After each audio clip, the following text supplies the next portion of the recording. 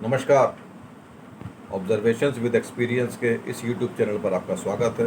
मैं हूं आपका मित्र असीम सक्सेना। जब भी कोई काम किया जाता है तो उसकी पहले एक प्रारूप रेखा बनती है कि किस काम को कैसे करना है, कौन कौन करेगा, कौन कौन से पात्र होंगे। चाहे फिल्म हो, फिल्म की सबसे पहले तो नाम सोचा जाता है कि नाम क्या रखा जाए। नाम के अंदर एक अट्रैक्शन होना चाहिए ताकि वो पब्लिक को खींचे, क्योंकि आपका मकसद पैसा कमाना है, साथ में संदेश देना है।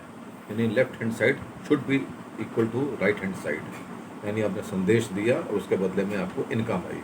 आपने एक बहुत अच्छी किताब लिखी, वो पब्लिश हुई, बिकी और उससे आपको रेवेन्यू आया। तो जो भी कोई काम होता है वो रेवेन्यू से संबंधित होता है, इनकम से संबंधित होता है। लंगर बांटने के लिए रेवेन्यू आने के बाद समाज सेवा के अंदर आता है। लंगर बांटने से कोई बिजनेस शुरू नहीं होता। बिजनेस चलने के बाद लंगर बांटने का काम शुरू होता है, जो एक अच्छा काम माना जाता है। इसी प्रकार जब ईश्वर ने सृष्टि बनाई तो उन्होंने भी सारी व्यवस्थाएं की। बहुत बड़ा प्रोजेक्ट है, 84 लाख योनियाँ हैं, मनुष्य योनि सर्वश्रेष्ठ है। और उसी हिसाब से कई कालखंड भी हैं, कई युग हैं और चतुर्युगी हैं। कई सारी चतुर्युगियों के बाद फिर वो प्रलय है, वगैरह वगैरह वगैरह वगैरह वगैरह। स्क्रिप्ट के अंदर काफ़ी तोड़ मरोड़ है और काफ़ी बड़ा प्रोजेक्ट है। अब इस प्रोजेक्ट को देखने के लिए बहुत बड़ा कंप्यूटर भी होगा और उसके अंदर बड़े सारे लोग बैठ के काम करते होंगे। 24 आवर्स काम होता होगा।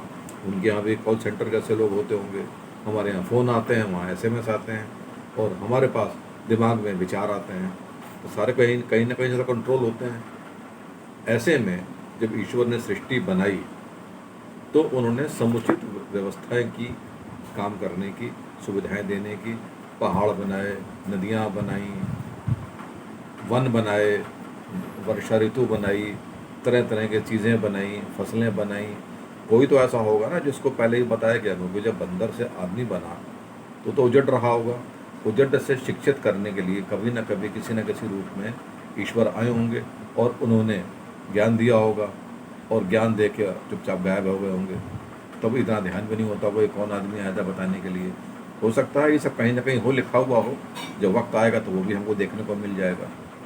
अब यहाँ पे बात आती है कर्म की और कर्म के प्रति फल की। एक छोटे से एग्जाम्पल से इस बात को मैं आगे बढ़ाता हूँ। एक व्यक्ति था, वो जंगल में, पहाड़ों में किसी शिला पर बैठ के ईश्वर का ध्यान कर रहा था। यानी वो अपने किसी भी फैक्ट्री में या किसी भी जगह पे वो कर्म कर रहा था। इस फैक्ट्री को शिला से जोड़ दिया गया। इस शिला पर बैठ के वो तपस्या कर रहा था। बहुत जम के उसने मेहनत की, तपस्या की। ईश्वर प्रकट हुए, यानी बहुत अच्छा काम किया। तो जाहिर सी बात है, अब इंक्रीमेंट का टाइम आया तो MD के सामने उसकी फाइल गई, भाई बहुत अच्छा काम किया, इसको इंक्रीमेंट चाहिए। शिला के ऊपर जो बैठा हुआ व्यक्ति है, मैं इसको कंपेयर कर रहा हूँ, कहानी शिला की चलेगी, इसके साथ हम जोड़ते चलेंगे। ईश्वर प्रकट हुए, आशीर्वाद दिया, बोलो बस तूने बड़ी मेहनत की है, बहुत तपस्या की है, मैं खुश हुआ, बोल क्या चाहिए तेरे को। MD भी यही बोलेंगे, बोल क्या चाहिए। तो इंक्रीमेंट की एक रेंज होती है, 500, 1000, 1500, 2000, 5000, 10,000, 20,000। 5 लाख तो नहीं ना। हर एक जगह रेंज होती है।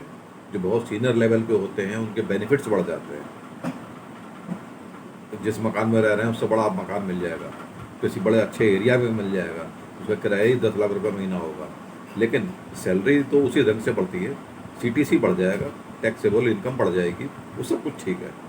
लेकिन एक दायरा होता है किसी भी चीज़ का, बोर्ड ऑफ डायरेक्टर्स के साथ सारी सेटिंग होती है और उस सेटिंग के अंदर यानी जो एक ऑब्जर्वेशन बना होता है कि किस पैटर्न पे कंपनी ने काम करना है, ग्रो करना है, उस पैटर्न के खिलाफ तो नहीं जा सकते।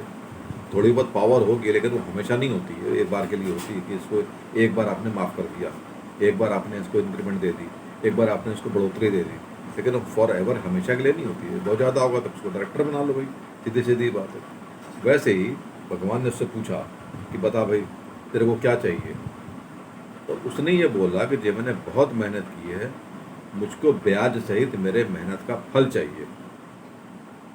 भगवान ने बोला कि बता तेरे को मेरी कृपा चाहिए या तेरी मेहनत का फल चाहिए। दोनों अलग अलग चीज़ें हैं। फल लेगा तो कृपा नहीं मिलेगी, कृपा मिलेगी तो फल की बात मत कर। कर्म करता जाएगा, फल मिलता जाएगा। यानी कृपा का मतलब आपकी फैसिलिटीज़ बढ़ती जाएंगी। जैसे कि अभी बात हुई कि उनको मकान जो है बड़ा मकान में दे दिया जाएगा, बड़ी गाड़ी दे दी जाएगी, बच्चों के एजुकेशन के लिए कुछ ग्रांट मिल जाएगा, लाइक वाइज बहुत कुछ मिल जाता है। और सीनियर पोजीशंस के अंदर बहुत कुछ हिडन होता है जो पता भी नहीं चलता और पता लगना भी नहीं चाहिए। It should be confidential. तो उसने बोला कि जी मेरे को मेरी कर्मों का, मेरी मेहनत का पूरा फल चाहिए, फिर मैं एंजॉय करूँगा। भगवान ने फिर कहा बता तेरे को अपनी सेवा का फल चाहिए या मेरी कृपा चाहिए। उसने कहा जी मेरे को फल चाहिए। अभी इतनी चर्चा चली रही थी तो जो शिला थी उसने बोला कि महाराज ये 25 साल से मेरे ऊपर बैठा हुआ है, मेरे को भी मेरी सेवा का फल चाहिए। बगल से पत्ते बोले, पेड़ बोले कि जी ये 25 साल से मेरे फल तोड़ तोड़ के खा रहा है फ्री में, मेरे को भी मेरे फलों की कीमत चाहिए। नदी बोली जी ये 25 साल से मेरे जल को दूषित कर रहा है, मेरे को भी मेरी सेवा का फल चाहिए। अब इसको समझ में आया कि जो भी हम कर्म करते हैं वो हमारा अकेले का नहीं होता है, उसमें कई लोगों का सहयोग शामिल होता है। तो कई लोगों के सहयोग को काट के मैं अगर अकेला फल लूँगा तो वो हो जाएगी तृष्णा। तृष्णा यानी लालच। लालच हमेशा ले डूबता है, और यही लालच है, यही तृष्णा है जो दूसरे का हक मारने में, लूटने खसोटने में गबन करती है, स्कैम होते हैं। तो ये सिर्फ तृष्णा है जो कि कलंक का कारण बनती है। जितना दिया है अगर उसी में सीमित रहे, उसी में व्यक्ति खुश रहे, तो ना तो तृष्णा जागेगी, ना ही कलंक आएगा, ना ही किसी प्रकार की समस्याएं आएंगी। गलती एक व्यक्ति करता है और भुगतती उसकी पीढ़ियां हैं। जिसने गलती नहीं की है उसको भी सुनना पड़ता है कि तेरे बाप ये कर गए, तेरे दादा ये कर गए, तेरे नाना ये कर गए, हम भुगत रहे हैं। अरे उस बच्चे की क्या गलती है? वो गलती उसकी इतनी है ना कि उस परिवार में पैदा हुआ है, होगी उस समय, हो सकता है वो भी उसी में शामिल रहा हो, तो भगवान ने वहीं भेज दिया। क्योंकि ये तो जन्म मृत्यु का जो केस है, ये तो पिछले जन्मों के उधारी को उतारने का काम होता है, प्रोग्राम होता है। इस मनुष्य जीवन में हमने सिर्फ ईश्वर का आदर करते हुए अपने कर्म पे ध्यान देना है।